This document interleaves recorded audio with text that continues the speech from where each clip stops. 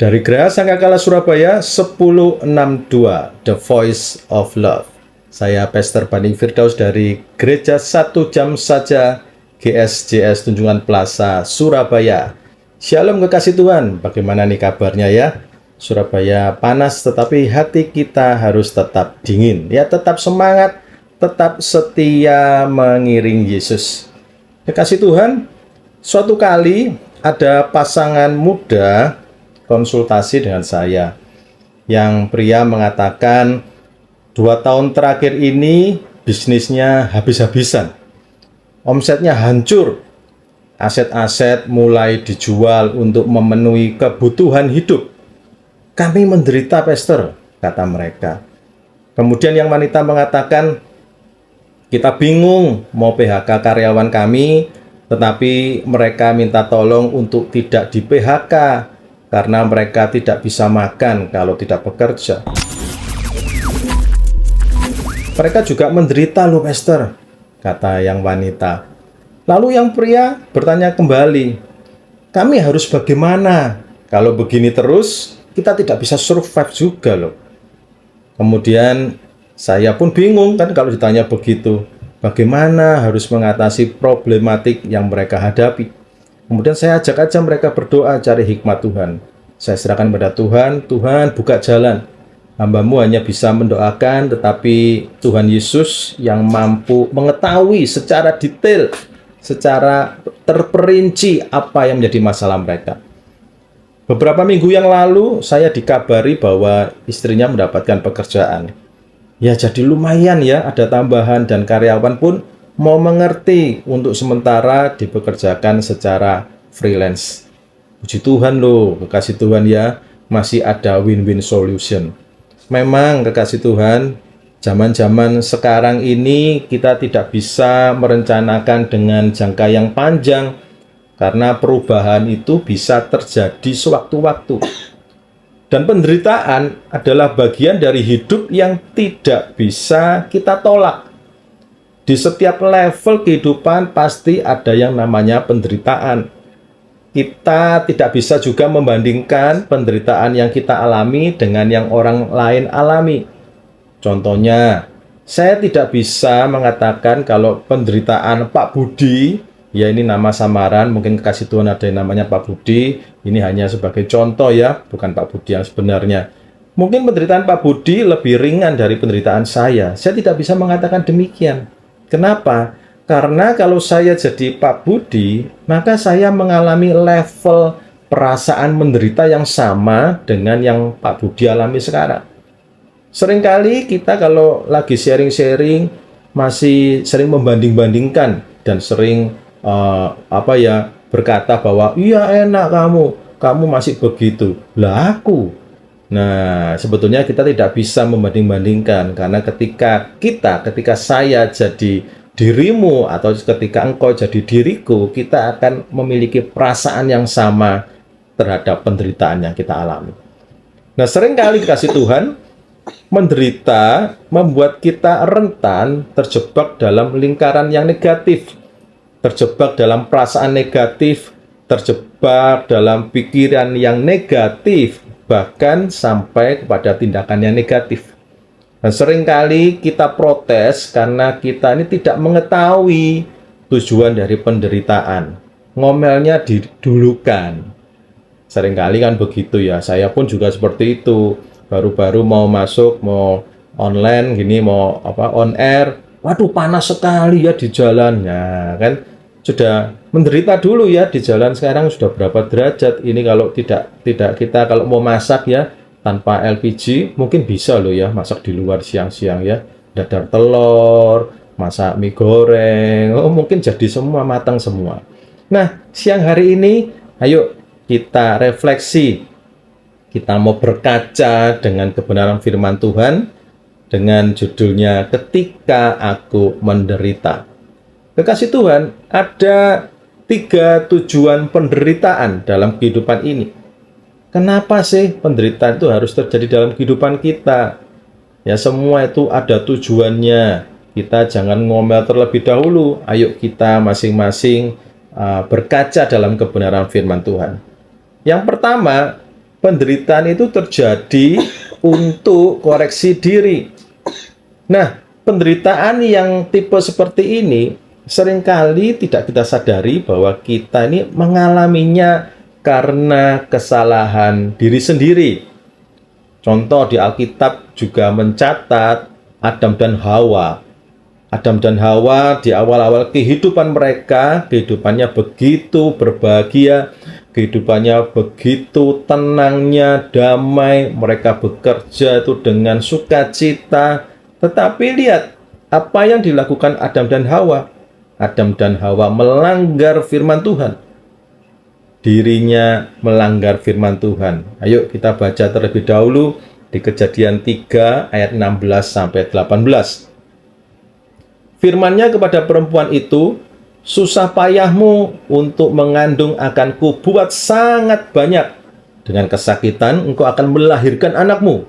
Namun engkau akan berahi kepada suamimu dan ia akan berkuasa atasmu. Ayat ke-17. Lalu firman-Nya kepada manusia itu, karena engkau mendengarkan perkataan istrimu dan memakan dari buah pohon yang telah kuperintahkan kepadamu, jangan makan daripadanya, maka terkutuklah tanah karena engkau. Dengan bersusah payah, engkau akan mencari rezekimu dari tanah seumur hidupmu. Ayat yang ke-18, semak duri dan rumput duri yang akan dihasilkannya bagimu, dan tumbuh-tumbuhan di padang akan menjadi makananmu. Lihat, inilah akibat dari kesalahan yang dilakukan oleh Adam dan Hawa. Adam dan Hawa melakukan dosa. Mereka melanggar kebenaran firman Tuhan, ketetapan firman Tuhan yang harusnya mereka pertahankan supaya kehidupan mereka sejahtera. Nah, akhirnya dilanggar. Karena apa? Karena ingin dirinya menjadi seperti Allah. Padahal mereka diciptakan itu sudah sesuai dengan gambar dan rupa Allah. Sebetulnya itu adalah desain yang paling sempurna. Kekasih Tuhan, lihat, terkadang kita ini sudah mengalami kondisi yang baik, kondisi yang sudah tenang, tetapi kita ini sering mencari-cari masalah. Ya, masalah itu sebetulnya tidak perlu dicari, karena masalah itu pasti datang sendiri. Ada pepatah yang mengatakan badai pasti berlalu. Wah, apakah benar badai pasti berlalu? Badai pasti berlalu, iya, tapi badai lain pasti datang lagi. Nah, kita ini perlu waspada ya, kekasih Tuhan, dengan apa yang ada di sekitar kita. Contoh yang lain yaitu Kain dan Habel. Di Kejadian 4 ayat 10 sampai 13. Kain persembahannya tidak diterima, dia marah. Habel diterima. Kok Habel diterima ya persembahannya? Maka Kain marah. Sebetulnya kalau Kain tidak marah, maka tidak akan terjadi pembunuhan. Ayo kita baca terlebih dahulu ya, apa hukumannya dari Tuhan. Kejadian 4 ayat yang ke-10. Firman-Nya, apakah yang telah kau perbuat ini? Darah adikmu itu berteriak kepadaku dari tanah. Ayat yang ke-11, maka sekarang terkutuklah engkau, terbuang jauh dari tanah yang mengangakan. Mulutnya untuk menerima darah adikmu itu dari tanganmu. Ayat yang ke-12, apabila engkau mengusahakan tanah itu, maka tanah itu tidak akan memberikan hasil sepenuhnya lagi kepadamu. Engkau menjadi seorang pelarian dan pengembara di bumi. Ayat yang ke-13, kata Kain pada Tuhan, hukumanku itu lebih besar daripada yang dapat kutanggung. Ya, lihat kekasih Tuhan ya, harusnya Kain tidak mengalami penderitaan itu, tetapi karena egoisme dirinya, karena tidak ingin disaingi oleh orang lain, itu sebabnya Kain melakukan tindakan yang merugikan dirinya sendiri. Raja Daud pun juga pernah menderita dari dosa akibat perzinahannya dengan Batseba. Anak pertamanya mati, dia menderita, dia gulung-gulung di lantai. Wah, itu lihat kekasih Tuhan.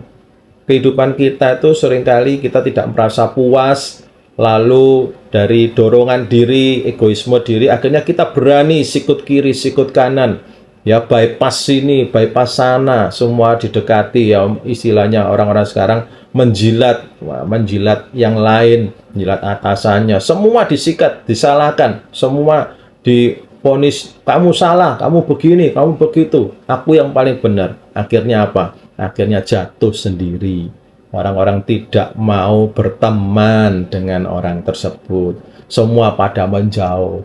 Loh, itu akibatnya dari kesalahan diri sendiri.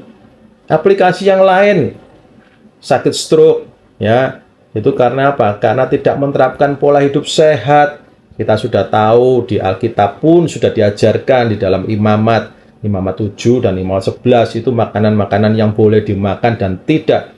Bahkan ilmu kedokteran pun memakai, ya kan, larangan-larangan makanan yang sudah ada di Alkitab. Lihat, kekasih Tuhan, kita ini seringkali senangnya melanggar firman Tuhan, bukan menjalankan kebenaran firman Tuhan. Kemudian ada lagi kasus, ya, untuk memenuhi gaya hidup, ya, supaya dipandang orang, wah ini orang yang sukses, orang yang kaya, maka dia memenuhi gaya hidup dengan gengsi, bayar pakai pay later besti. Ini gila-gilaan sekarang, ini sudah zamannya nih ya. Sejak COVID itu semua maunya bayar pakai pay later semua. Pakai apa itu? Pinjaman online dan sebagainya. Akhirnya apa? Akhirnya terlilit hutang.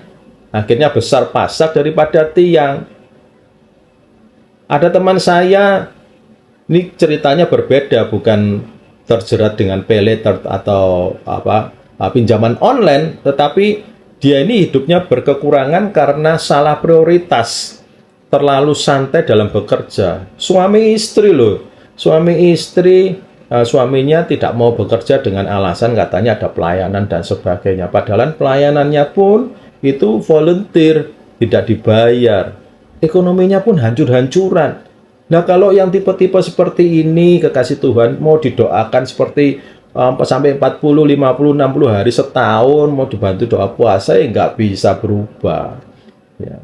Ini pikirannya hanya mukjizat saja, tetapi tidak menambah bekerja. Ya, bagaimana bisa ekonominya dipulihkan oleh Tuhan?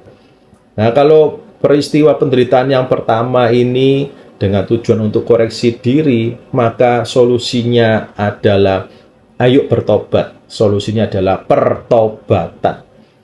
Ketika seseorang menyadari bahwa penderitaan yang dialaminya adalah akibat dari dosa pribadi, nah langkah yang harus diambil ya harus mengakui kesalahannya di hadapan Tuhan, bertobat dan memohon pengampunan, benahi diri, jangan gengsi. Belum waktunya untuk beli handphone yang baru, ya karena gengsi saja kan. Kalau handphonenya dikeluarin, gengsi. Waduh, handphoneku sudah lebih dari 3 tahun, 5 tahun. Aku harus beli seri yang terbaru, ya kan? Beli yang seri yang ada huruf depannya S, gitu kan ya. Nah, atau itu es lilin, atau es campur, ya, atau es lollipop, ya itu nggak tahu es apa itu ya. Ayo benahi diri. Sudahlah, kita harus hidup berpada, jangan egois. Nilai hidup kita itu tidak ditentukan dari pandangan orang lain. Sekali lagi, kekasih Tuhan, nilai hidup kita itu tidak ditentukan oleh pandangan orang lain. Kalau kita mau bertobat, kita mau benahi diri, kita upgrade diri, nanti kekasih Tuhan pasti lihat, Tuhan itu setia dan adil untuk mengampuni. Tuhan akan memulihkan orang yang bertobat dengan sungguh-sungguh. Kita masuk ke jenis penderitaan yang kedua. Jenis penderitaan yang kedua adalah penderitaan untuk membentuk karakter yang kuat. Penderitaan ini disebabkan oleh adanya ketidakadilan, adanya kejahatan, atau kekerasan yang dilakukan oleh orang lain, atau sebagai dampak dari sistem dunia yang penuh dengan ketidakadilan dan dosa, atau karena bencana alam. Jadi yang poin kedua ini basically bukan karena kesalahan diri, kita sudah benar-benar di jalan yang tepat, tetapi karena ada sistem dunia yang penuh dengan dosa, ada ketidakadilan, atau karena ada bencana alam, maka kita menderita. Nah, meskipun kekasih Tuhan manusia tidak menyukai penderitaan, tetapi seringkali melalui penderitaan maka karakter manusia itu menjadi lebih sesuai dengan Kristus. Alkitab mencatat sebagai contohnya adalah Yusuf. Yusuf dijual oleh saudara-saudaranya sendiri ke dalam perbudakan dan dipenjara secara tidak adil di Mesir. Meskipun menderita akibat dari kejahatan orang lain, Yusuf tetap setia kepada Tuhan dan akhirnya diangkat menjadi penguasa di Mesir, menyelamatkan banyak orang dari kelaparan. Yusuf itu juga merasa menderita ketika Yusuf mengartikan mimpi juru minuman di penjara. Dia berkata kepada juru minuman, "Ayo nanti kalau kamu sudah mengalami sesuai dengan mimpimu jadi kenyataan, kamu dikeluarkan dari penjara, ingat aku loh ya. Katakan kepada raja, pada orang-orang bahwa ini bukan kesalahanku." Ayo kita baca ya sebagai buktinya di dalam kebenaran firman Tuhan. Kejadian 40 ayat 14 sampai 15. Kejadian 40 ayat 14 sampai 15. Ayat yang ke-14, "Tetapi ingatlah kepadaku, apabila keadaanmu telah baik nanti, tunjukkanlah terima kasihmu kepadaku dengan menceritakan hal ihwalku kepada Firaun, dan tolonglah keluarkan aku dari rumah ini, sebab aku diculik begitu saja dari negeri orang Ibrani, dan di sini pun aku tidak pernah melakukan apa-apa yang menyebabkan aku layak dimasukkan ke dalam liang tutupan ini." Kemudian kita baca ya Kejadian 50 ayat yang ke-20. Ini sebagai bukti juga bahwa Yusuf ini pernah juga sakit hati, ya kan, mangkel sama saudara-saudaranya. Kita lihat ya Kejadian 50 ayat yang ke-20. "Memang kamu telah mereka-rekakan yang jahat terhadap aku." Ya, mereka-rekakan yang jahat. Berarti Yusuf ini merasa diperlakukan jahat oleh saudara-saudaranya. Kita lanjutkan ya. "Tetapi Allah telah mereka-rekakannya untuk kebaikan, dengan maksud melakukan seperti yang terjadi saat ini, yakni memelihara hidup suatu bangsa yang besar." Nah, lihat kekasih Tuhan, karakter Yusuf jadi bisa apa? Bisa mengampuni saudara-saudaranya yang telah menyakitinya. Dia juga bisa mengampuni yang lain, mengampuni istri Potifar, ya kan, yang telah memfitnah dirinya sehingga dia masuk penjara. Dia juga bisa mengampuni juru minuman yang lupa ketika sudah keluar dari penjara, lupa kalau sudah ditolong. Ya, itu sifatnya manusia ya, kekasih Tuhan. Kalau kita sehari-hari mengalami hal seperti itu, kita sudah menolong orang dan orang itu ternyata malah mukul diri kita, malah membypass kita, ya sudahlah. Tidak perlu kita itu marah-marah. Itu bukan akibat dari perbuatan kita. Ayo kita berubah karakter kita. Demikian juga kejadian-kejadian 3 tahun, 4 tahun belakangan dengan pandemi COVID. Kerjaan sepi semua, padahal sebelum COVID lancar jaya. Nah, peristiwa seperti ini kan bukan kesalahan kita. Ini di luar kendalinya manusia. Perkembangan zaman, semua serba komputer. Kemudian mungkin kekasih Tuhan ada yang terkena PHK karena kita tidak mempunyai skill yang sesuai dengan kebutuhan. Ya, jangan marah-marah. Memang perkembangan teknologi menuntut setiap individu dapat menguasainya dengan lebih banyak hal. Kalau kita menguasainya, punya skill, kita tidak perlu khawatir, kekasih Tuhan. Pasti ada yang membutuhkan kita. Solusinya untuk penderitaan akibat kejahatan orang lain atau sistem dunia, yaitu apa? Ketekunan, mengubah perilaku atau habit kita agar sesuai dengan firman Tuhan. Tujuannya untuk apa? Untuk memperkuat karakter kita. Ayo kita mulai mengampuni orang yang telah bersalah kepada kita. Doakan orang lain bangkit lagi dari keterpurukan. Berani melangkah mencoba yang baru. Dan jangan berbuat dosa. Percayalah, Tuhan pasti buka jalan. Tipe yang ketiga. Tipe ketiga adalah penderitaan untuk memperkuat iman. Nah, ini dia adalah penderitaan yang menjadi wadah tempat kita menemukan pusat diri dan menunjukkan kebenaran iman kita kepada dunia. Di saat-saat kesakitan atau kekacauan yang hebat, apakah kita tetap berpegang teguh pada apa yang menjadi harapan kita? Nah, dengan cara ini, penderitaan menunjukkan apakah iman kita hanyalah harapan kekanak-kanakan atau kenyataan yang nyata. Penderitaan untuk memperkuat iman, itu juga ada contohnya di Alkitab. Ayub mengalami penderitaan yang sangat berat, meskipun ia tercatat dan diakui bahwa ia adalah orang yang saleh. Ia kehilangan harta, ia kehilangan anak-anak. Ayub pun kehilangan kesehatannya, sakit sekujur tubuhnya. Namun semua itu terjadi penderitaannya sebagai bentuk apa? Sebagai bentuk ujian untuk membuktikan kesetiaannya kepada Tuhan. Tapi jangan kita salah kaprah ya, kekasih Tuhan ya. Kita sakit terus kita mengatakan, loh ini untuk memperkuat iman kita. Ya kalau itu memang kekasih Tuhan sudah semuanya diatur, semuanya sudah baik seperti Ayub ya. Makannya sudah sehat-sehat, emosinya sudah dijaga, ternyata kena penyakit, yaitu adalah penderitaan untuk memperkuat iman. Aplikasinya apa di poin yang ketiga? Kasih Tuhan, kita sering mendengar bahwa beberapa jabatan ya di perusahaan-perusahaan itu tidak bisa ditempuh untuk naik ke jenjang yang lebih tinggi karena iman kepada Kristus. Bukan karena kurang skill ya. Kalau kita karena iman kepada Kristus, terus kita tidak bisa sampai pada jenjang yang lebih tinggi di karir kita, jangan putus asa.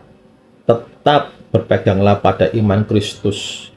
Itu berarti kekasih Tuhan diizinkan menderita dengan tujuan untuk memperkuat iman. Saya juga punya teman yang karena tekanan sehari-hari, karena dia tidak dipuaskan dengan kondisinya, kondisi orang-orang di sekitarnya, dia kecewa, maka dia dengan mudah menyeberang ke iman yang lain. Nah, ini sangat disayangkan. Kristus yang begitu dengan kekasih Tuhan yang cintanya besar, merelakan hidupnya untuk disalib mati, untuk menebus kekasih Tuhan dan saya, harus disia-siakan begitu saja. Padahal Kristus itu tidak narik biaya loh untuk percaya kepadanya. Bukankah kehidupan kita itu bukan hanya di bumi? Tujuan kehidupan kita itu bukan untuk hidup di bumi selama-lamanya. Tujuan kehidupan kita itu untuk bisa tinggal bersama Kristus selama-lamanya, kekal bersama Kristus. Sangatlah disayangkan kalau kita ini hanya memiliki pemikiran yang singkat, pemikiran yang hanya untuk saat ini, yang mementingkan diri sendiri. Apa-apa untuk hasil diri, sedikit-sedikit untuk kepentinganku, yang lain minggir dulu. Waduh, hidup kita itu tidak ada yang tahu, kekasih Tuhan. Teman saya yang satu angkatan, satu SMA sudah hampir 30% meninggal, kekasih Tuhan. Bagaimana usia-usianya yang sama? Kapan waktu kita kembali ke surga? Itu tidak ada yang tahu.